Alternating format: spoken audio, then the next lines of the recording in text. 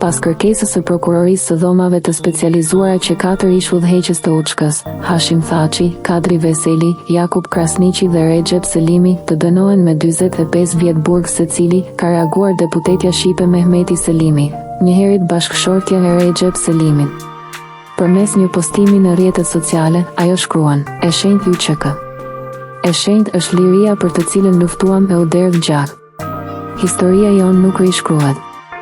Drejtësi për qyrimtarët." Deklarata e saj vjen ndërsa sot ka nisur faza përfundimtare e gjykimit ndaj ish udhëheqësve të Učkës, ku zbësia kërkoi shpalljen e tyre fajtor për krime lufte dhe kundër njerëzimit, përfshirë rreth 100 vdekje dhe abuzime të shumta në kampe të kontrolluara nga Učkja gjatë dhe pas luftës. Seancat për deklaratat përmbyllëse do të mbahen nga 9 deri më 18 shkurt, ku pas prokurorisë fjalën do ta kenë mbrojtësit, ndërsa në fund do të flasin edhe të akuzuarit.